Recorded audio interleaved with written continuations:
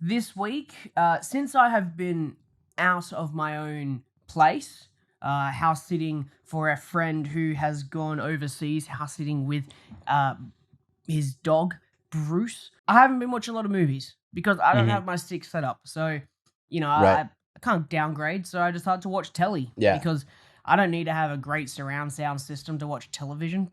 What is this? It's the silver screen, not the gold screen.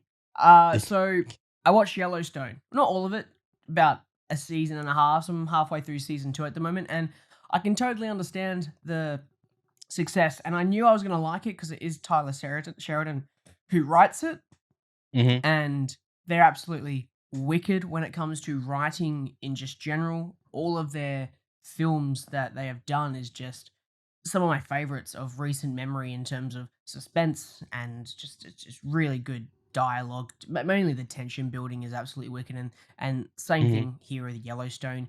Yellowstone is basically cowboys with lawyers. That's pretty much what the show is. It's not like a Right. super duper cowboy thing, which is Hmm. funny because I've just come off of recently replaying a little bit of Red Dead Redemption 2, so I was in this cowboy Right. mood, and yeah, it's just cowboys with lawyers. It's great.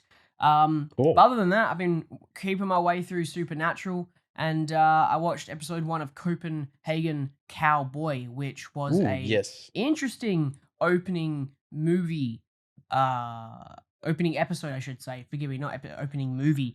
It's a very Yeah. interesting, I guess, concept, Yeah. and Nicholas Wifing Ren is an interesting fellow. I think I spoke about watching the first 5 seconds the other day, and I decided to sit down and Yeah. watch it. But um, no, yeah, I really like his visual style. I like Hmm. some of his storytelling techniques.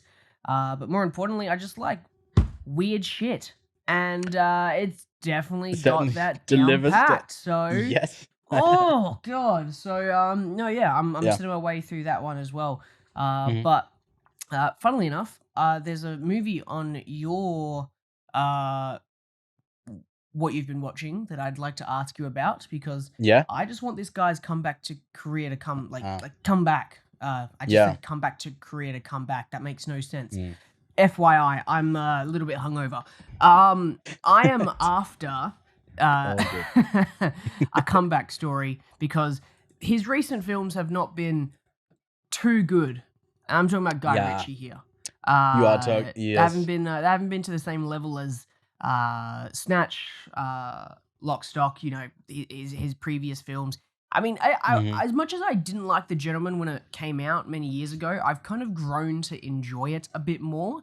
But Hmm. recently, the one that he most recently did, Wrath of Wrath of Man, Man. Hmm. nah, piece of trash. Yeah.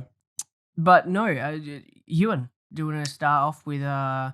Operation Fortune and then the French part that Mhm. I won't. I'll give it a shot. Ruse de guerre. Ruse de guerre. It Nah. sounds nothing. Guerre is guerre, which means the ruse of I guess of war. Which I don't really get why it's that. Lachlan, unfortunately, this film is a jumbled mess, so there's a reason why uh, it's not even out in the States yet. It's just got an international release, and I think they're just dropping it on VOD in the States, so it will definitely be overlooked as well. We have Hugh Grant again, like in A Gentleman, just having a good bit of fun, just doing a crazy all over the place performance. Jason Statham just being a badass, and then Aubrey Plaza giving constant horny energy in some way, but also paired with her like odd acting choices that she's been doing since Parks and Rec throughout her whole career. And I couldn't really make sense of it if I'm being honest. I think it is entertaining. I think it's fun, but I don't know if it's also distractingly just a bit thrown together in a really messy way that will take away from actually like enjoying it. Sure. It's right on the verge of I'd say, yeah, no, go check it out if you want to, but it's not like an easy recommendation, which I feel is already telling, unfortunately, if you've been hoping for Guy Ritchie to make a bit of a comeback on a comeback. This is probably not the movie that we'll get it from. By the way, is he still doing the Aladdin sequel? He's not, right? It's someone else who's supposedly doing Is that. he not doing it anymore? No, but I see on I don't see it on Letterboxd, but I see he's doing a live action remake of the Disney adaptation of Hercules. Apparently, that's just on with the Russo No, brothers to really? produce. I mean, that's Oh, just God. what popped up when I looked up Guy Ritchie on Letterboxd. I don't know if there's any truth to that. I never saw that in the news. It also doesn't have a I release mean, date, so on IMDb, he's still set to direct. I haven't changed it, and I haven't heard anything about him no longer doing the live action sequel. I guess not with Will I Smith. really hope he's That's a not bit doing of a thing as Hercules. well. I feel like Aladdin is probably not going to be continued when Well, it's definitely not going to have Will Smith in it. yeah. I also see he's working on a TV series called The Gentleman. Yeah, I don't know what Guy Oh. Ritchie is doing.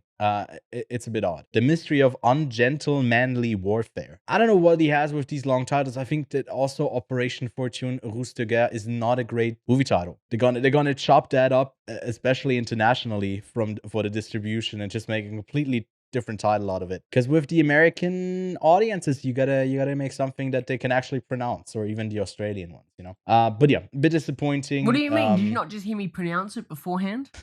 We know You, how to you did. pronounce French shit. Well, We're you did very pronounce cultural over something. here. I don't know if you pronounced it correctly. Maybe I heard you wrong, but no. Whatever. I finished actually last night Copenhagen Cowboy, the new Sure. limited series. Because you said last week that you watched one second of it, and I thought like, or 5 Pretty seconds of it, much. and I thought, well, maybe he'll finish the show and we get to talk about it together. I guess you watched the first one. I watched the first half of this, the first 3 episodes in Venice, because he had a premiere there for the series. He was there as well. So that was a fun experience. But after 3 hours, after the first 3 episodes, I was kind of really tired out of this whole like really weird experience that Copenhagen Cowboy gives you. Yep. Having a bit of distance, I don't know, because I didn't rewatch the first 3 episodes. I just jumped straight into episode 4, and I thought the second half of the show is way better than the first half. Because That I makes me thought that excited. yeah, it had some stunning visual moments. It's still just as weird, but it just flowed a bit better. And I don't know if it was because I played it on 1.5 speed, because you can do that on Netflix. Then I was like, okay, it's I not hate as you. slow. Have I not told you this? But I hate you now because you should have not have told me that. Hang on, Ewan, Yeah. you don't actually do that, do you? I did it for this. This explains how you watch not so for the many whole thing. fucking movies each week, because you're Well, watching it's it probably 3 like weeks. 2 times speed. Well, no, Netflix lets you do it on the because I did watch it at work last night because I was working, and I had it on my. I didn't have it on my Dolby Surround Atmos. I like the visuals of it.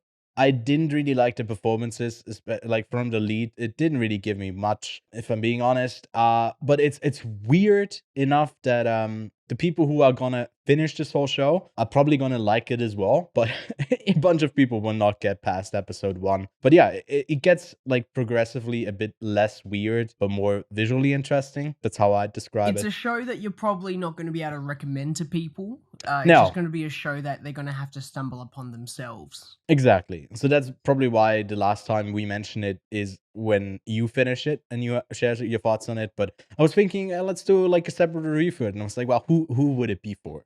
No The one's people who gonna watch watch it, Copenhagen Cowboy don't need to hear our thoughts on it. They can just experience it for themselves. But yeah, that's that show. Yeah, I would say stick with it, especially because you're such a big fan of his. And then I have a bit of a deep cut recommendation, actually, something that I can recommend. One of the qualifying Oscar shortlisted animated shorts called Ice Merchants that you can go see for free right now, I think on The New Yorker. I'll make sure if I remember to link it in the show notes or in the description. But this is really a simple story of a it's a short, it's just 14 minutes long, of a dad and his kid jumping down from like, I don't know, the little house up on a on the side of a mountain into the town doing things, and it's a bit of a montage of them together. There's not really any dialogue there, but the animation style is like super fun. It's very pretty. It has like a really sweet ending, a bittersweet ending that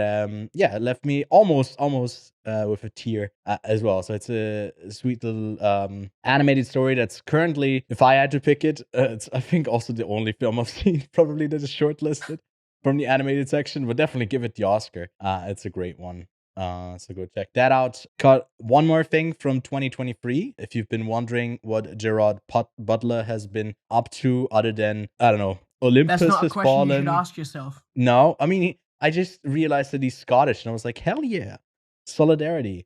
I don't know if you watch the Fallen series, the like Olympus has fallen, Yes. London has fallen. Yes. Now And they Plane are has fucking fallen. excellent. He's stranded on some little island in the Philippines that's like ruled by militia, and now he has to make sure that his passengers survive as they are taken hostage. And it's that type of action film that you expect to be horrifically bad, but it's actually But quite it's not. entertainable. It's good. It's quite entertaining. Yes. Gerard Butler is wicked. Yeah, he's pretty good in it. I don't know. I haven't seen the Fallen films other than I think the first one, Angel Has Fallen, and then I had no interest in watching the rest of them. It's probably just the quality of a film that he's in, but he's a quite solid performer. And yeah, if you want your fix of action movie, I don't think I've told you this, but when we first met, I was probably a big. I think I've told you already that like my film taste has definitely changed quite a bit. When I met Yeah. you, I was pretty much that art snobby. I love Elephant 2001 by Van Elephant, Gust. right? Yeah. Yeah, right. I'm that art house kid. I only love art house movies, and I would never watch the Olympus Has Fallen series. Well, that changed very, very quickly. When I moved back here, I Yeah. watched a lot of like action films. And I sort of fall in love with them, Right. and one of my good mates who I actually worked with, who's also a film buff, is an absolute like he prays to this man Gerard Butler every night, essentially. That's how much he loves his action films, and gave me a bit of a better perspective on this sort of style of film. So you fucking bet I'm gonna be watching this film, because I'm so excited, because it's just that perfect like mixture of like, this is our kind of, I guess, Die Hard of our age, because we don't get those kind of movies anymore. We don't get that just pure action, but they still exist. They're here. They're just not highly like sought after like they were back when Die Hard came out. This is essentially like our Die Hard franchise. Yeah, I mean, he certainly gives its own twists and turns, and I feel like what's good about this film, which actually good point of pointing out Die Hard, is that he's like not this indestructible action hero, which we've gotten a lot in recent times with like the rise of superhero films being more and more prevalent in the mainstream. But here you get someone who's sweating, who's like beaten, who's panting, and trying to survive. He's a pilot in this. He's not like a martial artist in the slightest. And he's paired up with a convict played by Mike Coulter, who's also doesn't get that much to do other than being menacing and good at killing. But I mean, it's a fun ride. It's enjoyable. There's some clear bad guys versus the good guys, and sometimes you just need that like simple bit of fun. So it's quite good. Lachlan, I'm not done with what I watched, because I watched these next two films for a reason. I'm preparing for two things. One of them is a bracket that I want to do for the highest grossing 128 films, which of most of them I have already seen. One of the blind spots being Aquaman from 2018, which I haven't seen yet, and I now have. And it's, I think, all I'll have to say about Aquaman.